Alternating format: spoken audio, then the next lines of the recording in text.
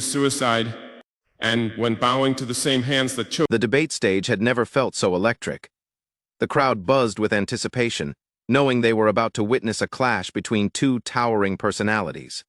On one side stood Donald Trump, fiery, unfiltered, and determined to dominate. On the other, Ibrahim Traoré, the young African leader, whose calm strength and sharp intellect had turned him into a rising figure on the global stage.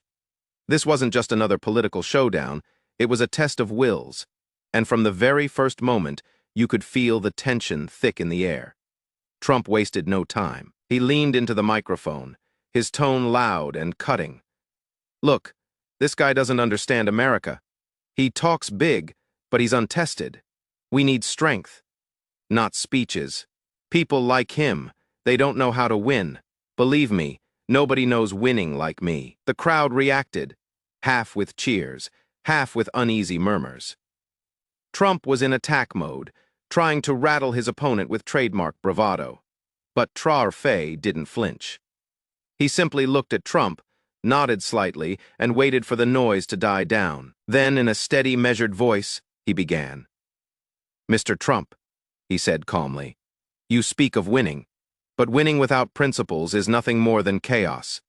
You speak of strength, yet true strength is not measured by insults or volume.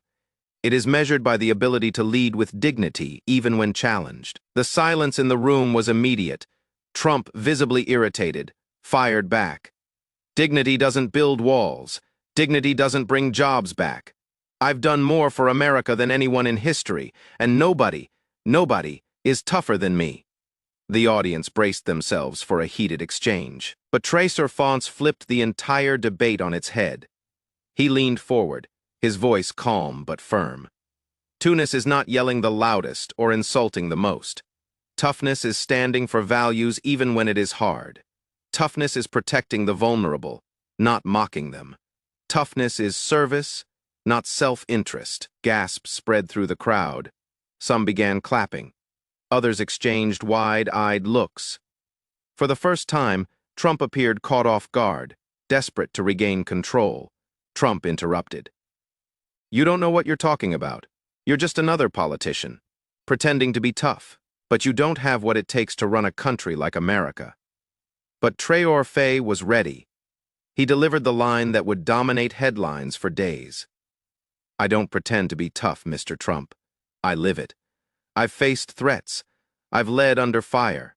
I've protected my people when the world turned its back. If standing calmly in front of anger is weakness, then perhaps America has forgotten what real strength looks like." The room exploded. Applause thundered through the stage hall, drowning out the moderator's attempts to restore order.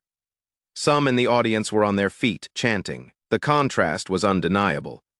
Trump's red-faced shouting versus Traoré's calm, devastating precision. The cameras zoomed in, Trump's expression hardened, but the damage was already done.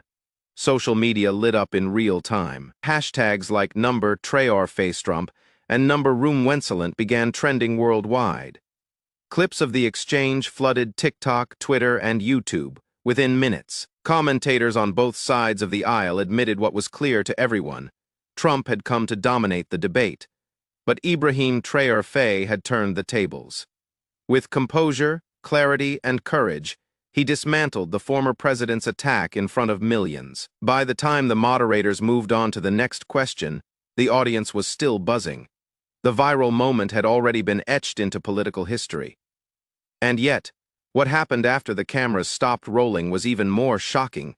Conversations backstage, leaked reactions from Trump's team, and private words from Traoré revealed a side of the story the public hasn't fully seen. If you thought Ibrahim Traoré's destruction of Donald Trump in this debate was powerful, just wait until you hear what happened behind the scenes. The drama didn't end on stage. It only got bigger afterward. Make sure you subscribe to Beyond Truth and turn on notifications so you don't miss Part 2, where we reveal the untold fallout that left even Trump's closest allies stunned. Trust me, you won't want to miss it.